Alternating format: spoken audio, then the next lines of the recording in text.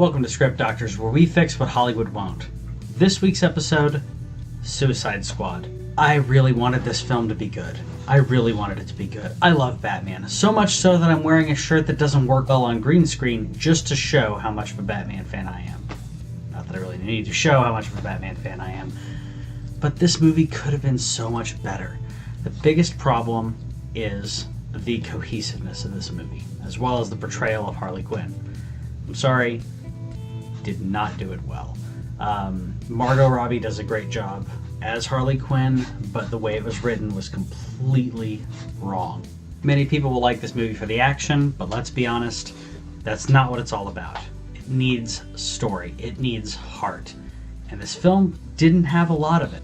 Overall, it's a fun movie, it's just not cohesive. There are a lot of parts that are missed. Batman's only in it a little bit. He needed to be in it more, in my opinion, because this is a movie about Batman villains, and it didn't have enough Batman. Very little bit of him, maybe 8 minutes of the Joker. Is Jared Leto good? Yes, I'll give you that. Jared Leto's great, but overall, not what I was looking for. So we're going to go into spoilers here.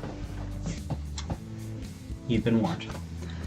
The best parts of the movie are Jared Leto and Will Smith. Margot Robbie does a great job as well, but they missed the heart of this character.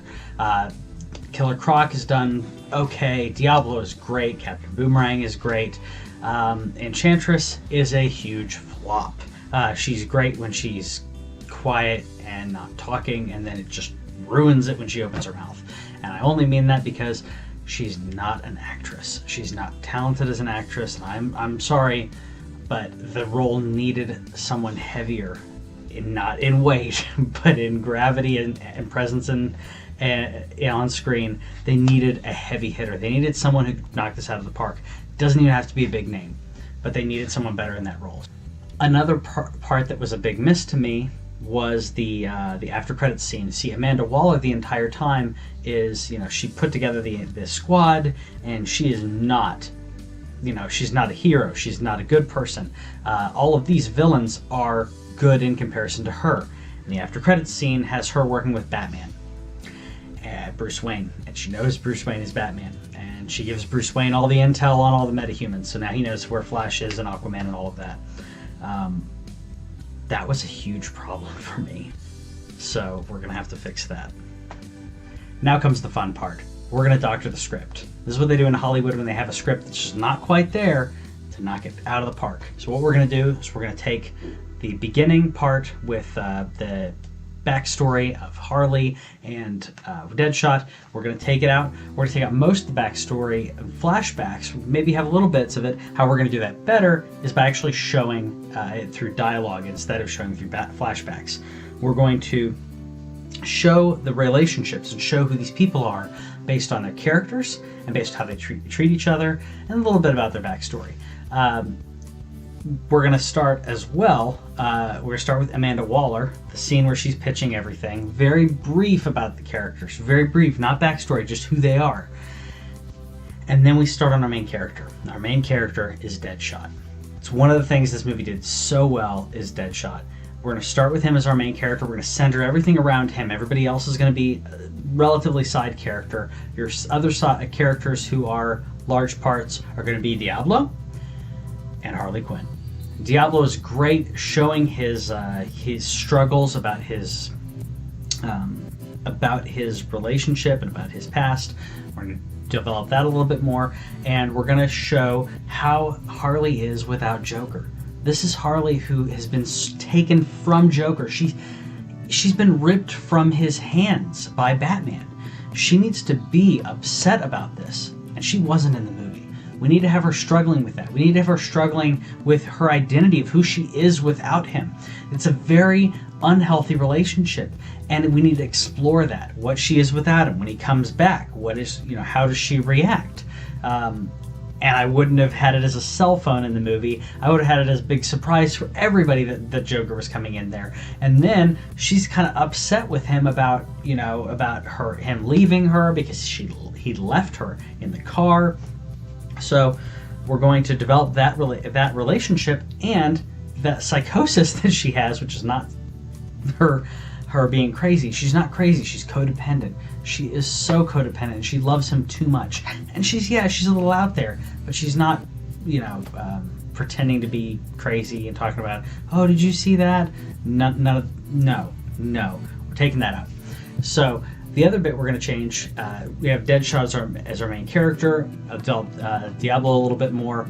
Amanda Waller, they got right for the most part, but we are not going to have her know about Batman. She does not need to know about Batman. She needs to be a villain on her own. I don't think that it's right for a villain to know who Batman is, unless you're Hugo Strange. There's only a few people who know who Batman is, and I didn't think that was right. She needs to be a villain. Speaking of villains, we have Enchantress. Like I said, we need a better actress to play her. Now, I don't mind getting an unknown at all. In fact, I'd prefer it. But since I can't just name unknown people, I'm going to go with someone I think could have done a better job, and that's Emma Roberts. I think she would have done a lot better of a job, and she needs better work than what she's been getting. She's just at the cusp of being ridiculously famous, and I think she would have done a lot better job in the acting department. The other part that we're going to change in that character is that her relationship with Flag is fine. I'm fine with that. What's going to happen with that is she unleashes her brother, which is what happened in the movie, but she doesn't break away from them then. And in the movie, what happened was she unleashed her brother, and then she 2 or 3 minutes later breaks away from the squad. We're going to have her with the Suicide Squad while everything is going on, and she is a mole. She is a spy on the inside. Her brother's going to have most of the heavy-duty power when the two of them meet up. It's a huge deal, which is not going to happen. It's kind of going to have to be a huge build-up, and then you're going to find out she was actually helping him throughout the entire thing behind the scenes, because she's teleporting back and forth, and you don't know if is she teleporting to fight, or is she teleporting to help her brother? You don't know. Well, actually, you, the audience, will know, but the team won't know. And I think that would have done a lot better. At least having her there for maybe half of the movie where she was actually with the squad. They never got to know who she was. I don't think that it was worth it to keep her secret, for them to have their reveal where they're like, oh, I guess we're all gonna drink, and now I guess we're gonna go do it anyways. They didn't need to sympathize with Flag. It wasn't needed. And if they wanted to sympathize with Flag, they can do it another way. That was way too easy of a fix. It would have been better if if he gave them some speech and talked to Deadshot, who's our main character, about him losing his wife and what that was like for him, and how in a divorce, not in death, and how he has a daughter too and doesn't see her enough. And he really, now that he's talking to Deadshot, he realizes how he really is neglecting his daughter, and he wishes he saw her more, seeing someone who can't see her. And that all of a sudden would just fucking pull his heartstrings, and then everybody kind of groups around Deadshot, and then they go finish this.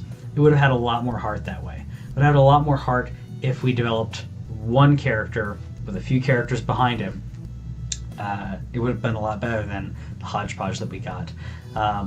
That being said, I know there was a lot of behind-the-scenes drama on this. Some of it may or may not be true, but I'll let you look that up on your own. Let me know what you thought of Suicide Squad, what you would have done to make the film better, or do you think that my ideas were complete crap? Let me know in the comments. We'll talk to you guys later.